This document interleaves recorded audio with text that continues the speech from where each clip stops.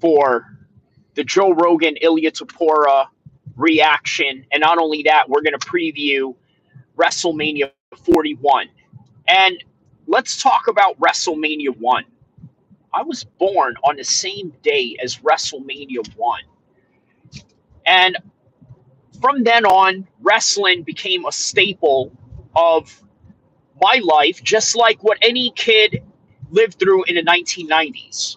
Okay, so in other words, if you're my age, if you're within that group, you grew up watching wrestling, and for one reason or another, those particular types of sports led you to taekwondo, led you to wrestling, led you to judo, boxing, whatever it was, right? There were other niche sports that were attached to it as sort of this cultural influence from one sport to another, okay? And then fast forward into the future, now you're into MMA, now you're into boxing, but there is a strong correlation with former wrestling fans becoming former WWE wrestling fans becoming MMA and UFC fans later down their life. And this is the reason why we're covering WrestleMania 41. Sorry, I got used to saying UFC and then the pay-per-view number, but now it is WrestleMania 41, which is what we're covering. And why is it that WrestleMania has an event on the same weekend, not the same weekend as the UFC? There were plenty of UFCs where they had, I believe, a UFC card, at least in the latter stages of the WWE's trajectory. And the reason why I say that is because they started doing Saturday shows. They started doing 2-night shows, especially in the beginning of the pandemic when I believe Drew McIntyre had defeated Brock Lesnar, if you guys remember that, right? That was during the pandemics. So during the pandemic, your way that was not in front of a crowd. BH is asking, what are you talking about? There is no one here, bro. Well, obviously you are, so I don't understand what your reasoning is, behind that, why you feel the need to, I guess, downplay whatever it is that somebody's talking about. I mean, you're the one that decided to go into someone's page. You're the one that decided to talk your smack. You're the one that decided to come in here and, I mean, you're asking me what I'm talking about. It's literally on the description. So either you can't read or either you just want to start something that you can't finish, which is a really interesting thing about a lot of internet trolls, right? What a lot of internet trolls don't understand is that we're never going to meet in real life. This is the reason why I don't go and shout at you. This is the reason why I don't go and crash out at a person that doesn't even have a profile pic, and with good reason. Because that is the reason why you feel the sense of immunity to talk like the way that you do in a very disrespectful manner, when in your normal everyday life, what you would be doing is, yes, sir, no, ma'am, to whoever it is that you answer to as your boss.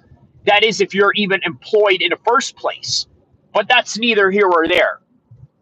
Smith says, what are you talking about? Well, at first, I was going to talk about Ilya Topuria's JRE appearance, and then WrestleMania 41, and then BH over here interrupts me by asking what I'm talking about and being disrespectful at it, so I had to address him as such. So I hope that answers your question, Mr. Smith. So going back from that conversation, let's go back to Ilya Topuria and Joe Rogan. There were a couple of things that I found really interesting about this particular podcast. For one, I think it's important to understand that no matter what part of the world you live in, there are people out there that can develop MMA. There are countries that already have a certain base of martial arts that allows them to be able to, let's say, create a style that is formidable to MMA. Mimi says, hey, I'm here again. Shout outs to you. What did my man here say? Bro, Ilya can go to Islam straightly at least. He wants to fight Patty or Armin or Dustin. AJ edits, uh, I think that Ilya right now is very much confused about his standings the in the lightweight division, because you know what, 145 is no longer an option for him, and this is what I got out of the JRE podcast. See, what I got out of the JRE podcast was that this is a guy that no longer wants to go down. He said that, man, you know what, man, you think that I hit very hard at 145? Oh, man, I gonna hit you at 155 and something gonna explode. I'm telling you, man. You know, he feels good. He feels like he can get those extra steaks, those extra carbs that he needs in order to build up his power. So this man is not in a position of going to 145 anytime soon. And that is Ilya Topuria. So what are his chances? Is it Armin Tsarukyan? There's a great chance that he could fight Armin Tsarukyan. If he fights Armin Tsarukyan, I think we're going to have a situation where Ilya is going to be very much tested. Armin is going to be very much tested as well. There's a lot that both guys can lose in this fight with Armin and Ilya Topuria. Okay, for one, Ilya Topuria is no longer a champion, right? So he goes into these fights with Armin Tsarukyan. It could go either way. In other words, he could go and fight a co-main event where he has no pay-per-view points. Now, is it worth it? Maybe, if you get a title shot, but Islam wants him to earn it first. As a real legit 155er, Armin is the guy to do that. He can knock off Armin, to which Islam will never see Armin again. And Armin has to prove himself against Ilya Topuria because he now lost a title shot that was literally in his wings during fight week. Really put that in perspective. Fresh here, Melon Juice says here, Ilya and Armin are banking on Islam moving up a division. You know what? If that's the case, right? Yes, they are going to have a vacancy in that belt, which means a vacancy in that belt will mean what? Ilya versus Armin? Possibly, because think about this, right? Islam right now is the consummate number one, undisputed, and literally the meaning of undisputed. You understand? Like, you cannot dispute the fact that he is number one. It's very hard to dispute that. Shout out to Alistair. He says, neckbeard, Alistair McLeod. Thank you, my man. Thank you. Shout out to you. What part of the world are you from, Alistair McLeod? Are you from the U.S.? Are you from Scotland? Sounds like a Scottish name, but then again, you never know. But yeah, on any regard, yeah, that would be the vacant 155 championship fight, is Ilya and Armin Tsarukyan, because nobody can really challenge Islam right now, other than Armin Tsarukyan, right? He's probably, I think, number one or number two is Armin Tsarukyan. So you can't take that away from him at any degree, right? You can't take the number one spot away from Armin Tsarukyan at all. So you can't fight him with Islam either due to the politics. And what politics do I mean? To this guy, makes a lot of sense, and I'm digging this. Caleb Shockey. Thank you, Caleb Shockey. I'm glad that you are appreciating this. So understand this, right? More on this particular topic at hand. By the way, I am where the Oakland A's play at right here, at the Sutter Health Stadium right here. And right behind me is Sacramento and whatnot. So, all right. I told you guys, I do streams a little bit differently. Everybody likes to do them in the studio. I could do them in the studio as well. You've seen me do them in the studio. And I also go outside and, yeah, show you guys a thing or two about my city. So, heck yeah, I am an Oregon boy. Just sub. Hey, shout out to Caleb Shockey, my man. Shout out to Caleb Shockey. You know, we're all in the Northwest. You're in Oregon. I'm in the northern part of California, which is Sacramento.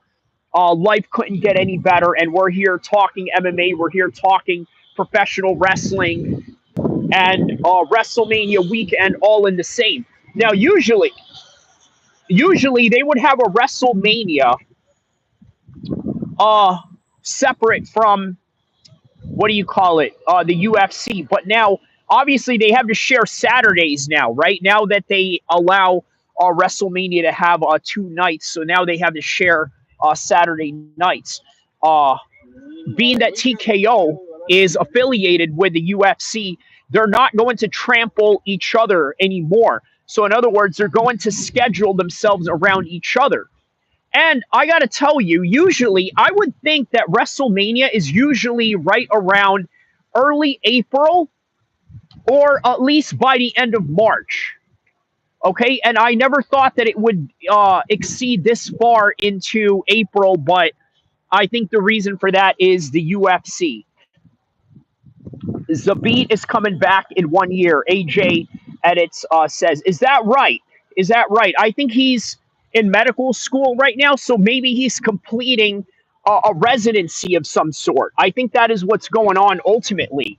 I think he's trying to complete a residency, and within that residency, I think he's trying to uh, yeah, I think he's trying to like accomplish one goal at a time in a very decompartmentalized manner.